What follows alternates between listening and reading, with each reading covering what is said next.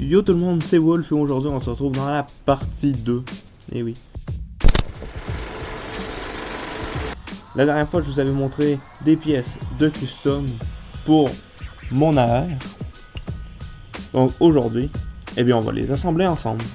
Avant de démonter toute la réplique, il nous faut bien sûr les outils pour la démonter, comme une longue clé Allen et des petites clés Allen de toute petite taille, de toute petite grandeur. Essayez les emplacements de clés pour savoir lesquels il vous faut. Moi j'ai essayé, j'ai pas tenté là-dessus pendant 10 heures. Donc maintenant je sais quelle clé ça me prend. Si vous avez un AR comme moi, du type M4, vous aurez besoin de cette pièce-ci. Et là vous vous demandez certainement, mais qu'est-ce que c'est que cette pièce bizarre? Et bien c'est très simple, c'est une clé de démontage pour M4.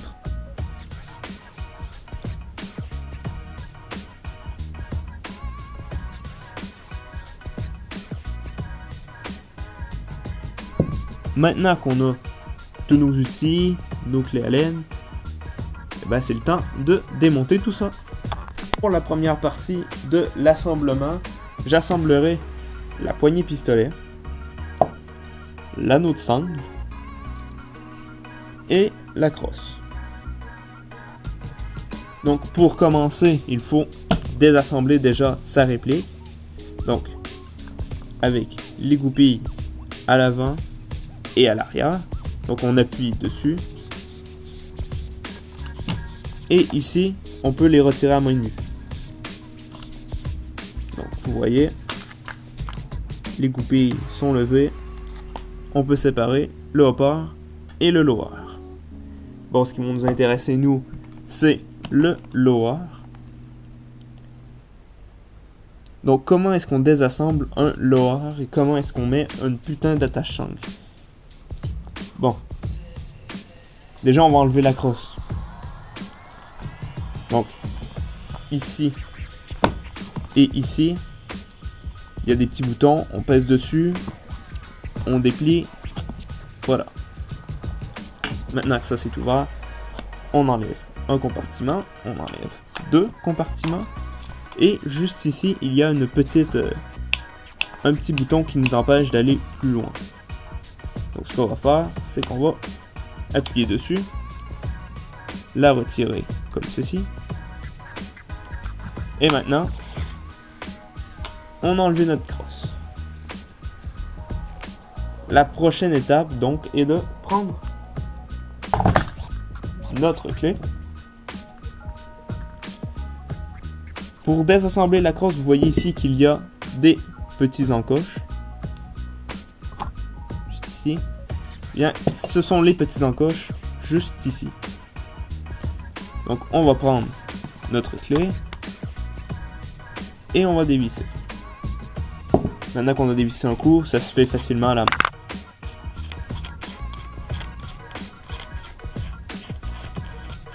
Mais une fois arrivé ici, notre crosse est pas prêt de s'en aller. Donc, ce qu'on doit faire, c'est, vous voyez cette petite pièce juste ici qui retient le buffer tube? Et bien, il va falloir appuyer dessus. Et ça fait ressortir le buffer avec le ressort. Donc maintenant, ce qu'on va devoir faire, c'est appuyer sur cette pièce et tourner. Donc, moi, je me munis d'une clé Allen pour faciliter le processus. Donc, avec la clé, j'appuie. Avec la clé ici, j'appuie. Ça marche pas. Donc, ici, on appuie et on tourne.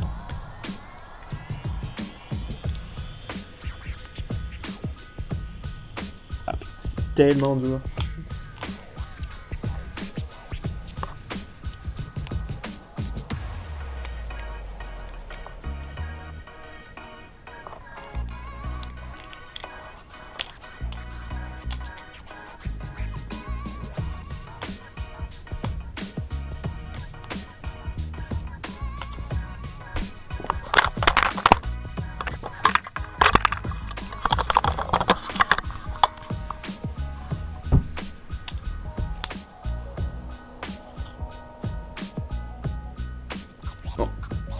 J'ai réussi. Et maintenant, il reste juste à dévisser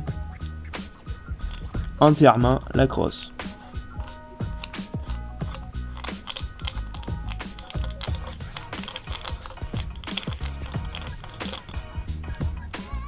Et on peut enlever cette partie.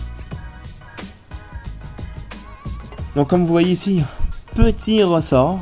Juste à faire attention pour ne pas le perdre. Parce que c'est le ressort qui retient votre bouton juste ici. Donc, avant de remonter la crosse, on va changer la poignée pistolet. Donc pour ça, il vous faut une clé Allen d'une assez bonne grandeur pour aller chercher la vis qui est dans le fond de la poignée. Je crois pas que vous allez arriver à la voir, mais au fond, il y a une poignée. Et il faut dévisser de façon très délicate.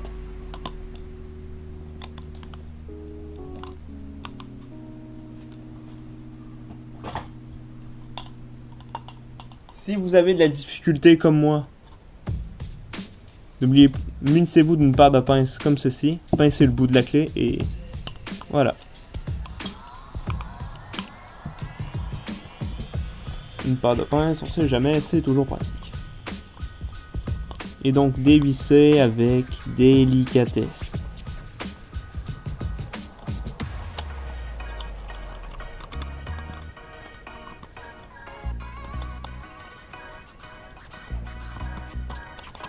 Presque.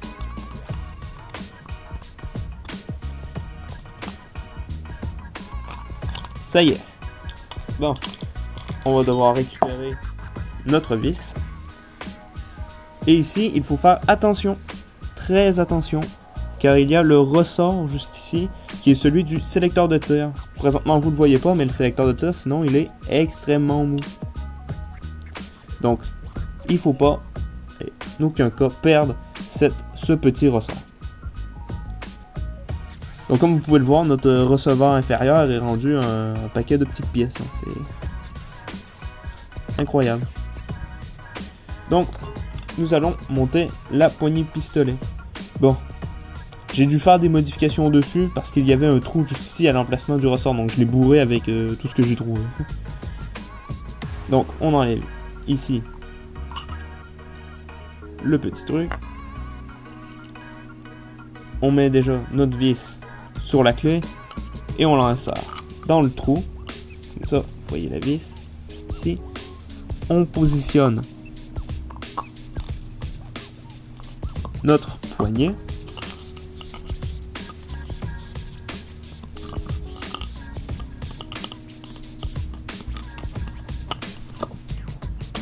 On la positionne correctement à l'emplacement voulu. Et on peut déjà commencer à visser.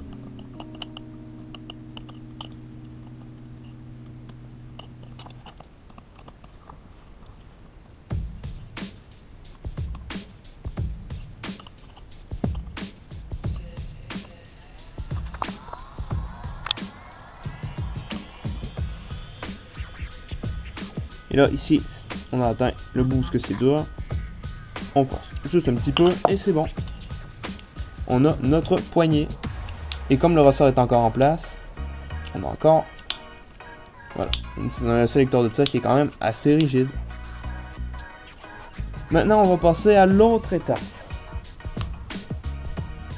Cette pièce, l'attachant. Une pièce qui va se situer juste ici.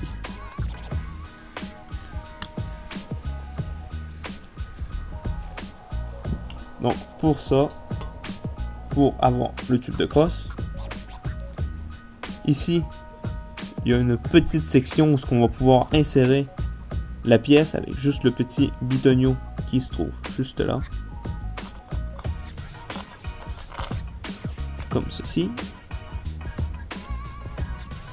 Et là, il faut revisser le tube de crosse. Et donc, on visse, on visse, on visse, on visse.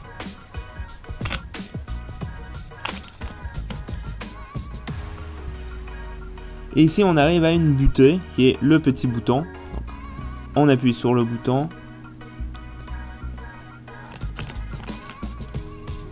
Et ici, on appuie encore.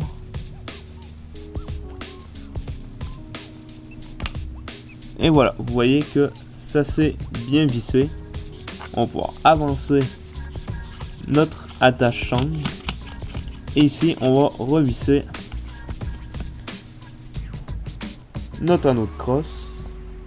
On va se munir de l'outil pour bien sûr resserrer. Donc, je mets comme ceci. Et je resserre. Pas besoin de serrer comme un fou, juste assez pour que ça soit bien solide. Et donc on va prendre notre nouvelle crosse. On va l'insérer comme ceci. Lever cette pièce ici. Et avancer.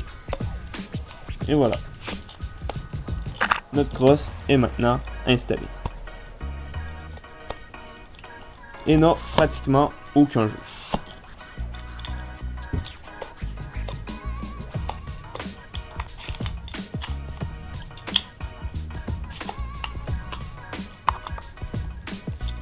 Donc, voilà. Il me reste juste à replacer la petite pièce juste ici. Et notre recevoir inférieur est fait. On a changé la crosse, l'attache-sangle. Maintenant, on va pouvoir y mettre notre attache-sangle. Moi, j'utilise une courroie 1 point, mais après, ça dépend des goûts et des couleurs. Donc, voilà. Votre attache-sangle est prête. Il reste juste à remonter le buffer tube. Donc, le ressort, on met cette pièce juste ici. On la fait glisser tout du long de la crosse.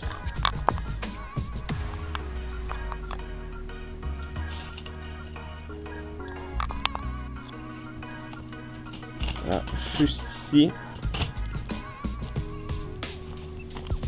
Et là, on appuie un peu dessus vers le bas pour que ça appuie notre petit bouton, ce qui nous laissera entrer notre buffer tube.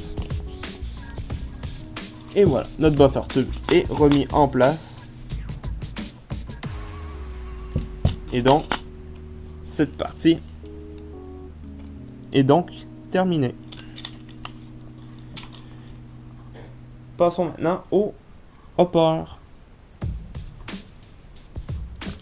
Donc, je vais enlever l'interne, c'est-à-dire l'ensemble mobile, la culasse, et le levier d'armement.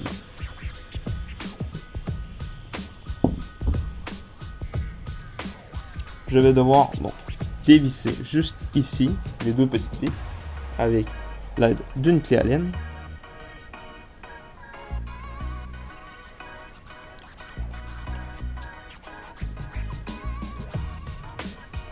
Et magie. Donc on va devoir enlever aussi le fond tuyau d'emprunt des gaz. Donc on prend une clé Allen, on verse le petit trou. Bah, pas la bonne, c'est celle-ci. On dévisse un petit coup. Et maintenant, c'est lousse. Ce qu'on va faire aussi, c'est enlever ce putain de cache-flamme.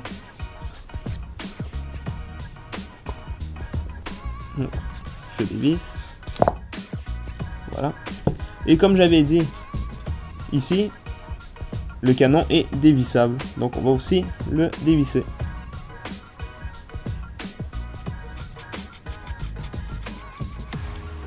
Et voilà. Et on voit notre canon interne. Et on peut enlever le tube d'emprunt des gaz. Et maintenant, il faut enlever la bague qui est juste ici. Donc, pour ce faire, il va falloir utiliser notre fameuse clé qui, ici, a les emplacements qui iront juste ici, en haut et en bas. Donc, on se met en place. Ceci.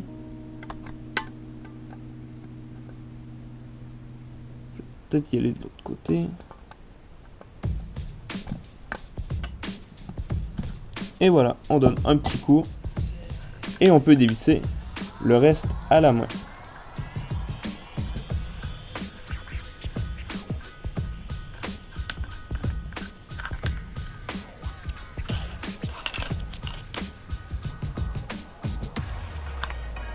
Et ici, on a notre canon. Et ici, il y a le bloc au pop qui est un peu de la merde. C'est ça le bloc au pop, c'est... Il n'y a pas la molette en dessous, juste ici, comme les GHK. Ce qui serait une très bonne chose. On va remettre le canon. C'est pas le problème.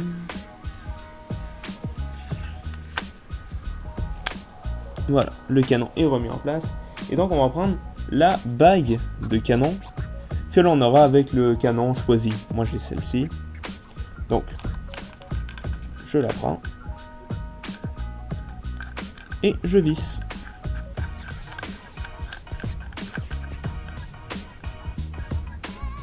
Le but étant que une rangée soit alignée avec cette partie juste ici.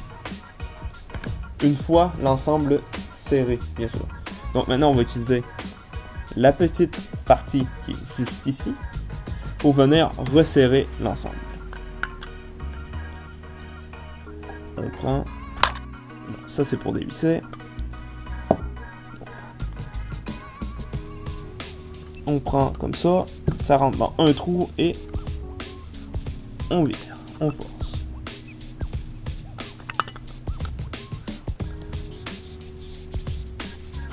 Voilà. Et j'en ai aucun d'aligné. Donc, je l'enlève. Et le but, c'est de recommencer jusqu'à ce que l'on ait tout d'aligné en serrant.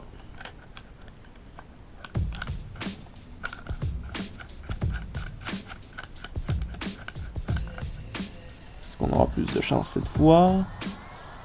Toujours pas.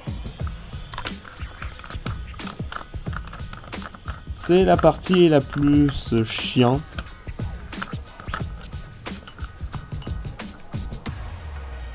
Et comme vous voyez, là, avec 2 anneaux, je me suis rendu. Je suis très très content. Et oui, parfait. Donc, pour le garde-main, ici, c'est fait. Les tiges, les petits trous coïncident avec ceux du rail. Donc, il va falloir se munir des petites vis. Mais avant toute chose, moi, je veux remettre le tube d'emprunt des gaz. Donc, je le remets juste ici. Voilà. Je prends la clé Allen et je visse.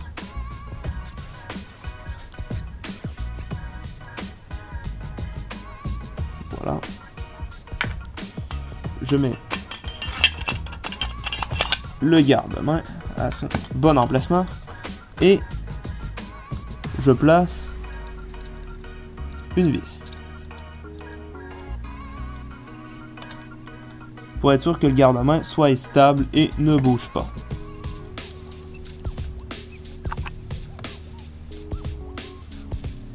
J'en mets une deuxième.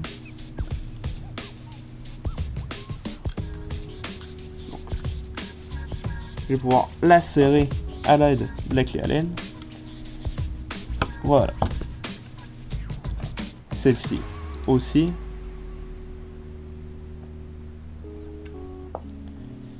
Et donc je vais pouvoir placer le reste des vis.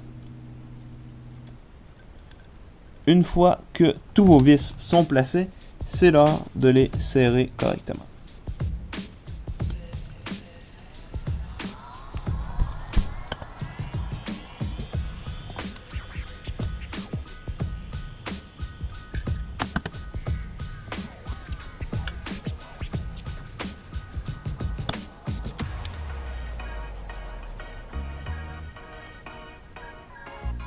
Donc voilà, le garde-main est installé correctement. Il manque juste le cache-flamme, mais ça c'est tout simple, il suffit simplement de le visser.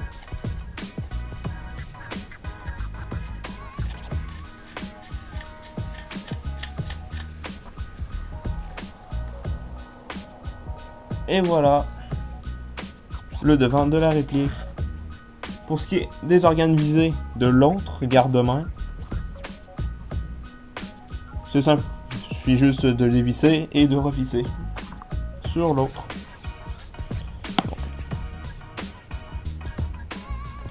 On dévisse. La petite pièce elle tombe. La vis elle tombe. Ça on n'en a plus besoin, il suffit juste de replacer sur celui-ci. On met la vis juste ici. On met la petite engrenage juste ici. Et on revisse.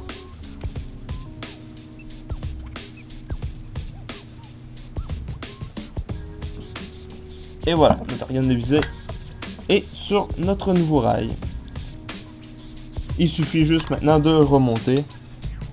On met le levier d'armement. On met l'ensemble mobile. Et voilà.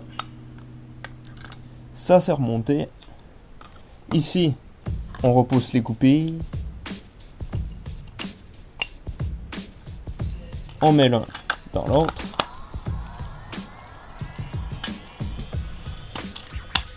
Et on referme les goupilles. Maintenant, on doit s'assurer que la réplique fonctionne. 1, 2, 3. Et on tire. Et voilà. La réplique est remontée dans son nouveau style, nouvelle config, que je trouve vachement plus stylé.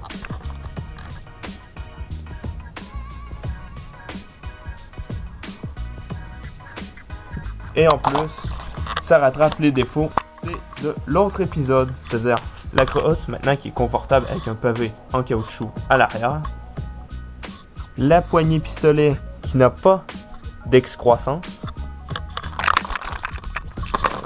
correctement, le garde-main toujours en mode et le cache-flamme qui n'a pas d'extrémité qui pourrait bloquer la trajectoire des billes.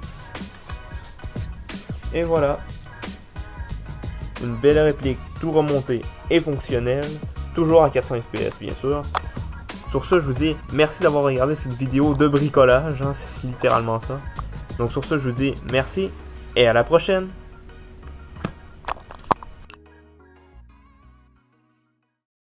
À noter bien sûr qu'en changeant les pièces, vous tuez votre garantie que vous aurez en achetant une réplique, si vous avez une garantie bien sûr.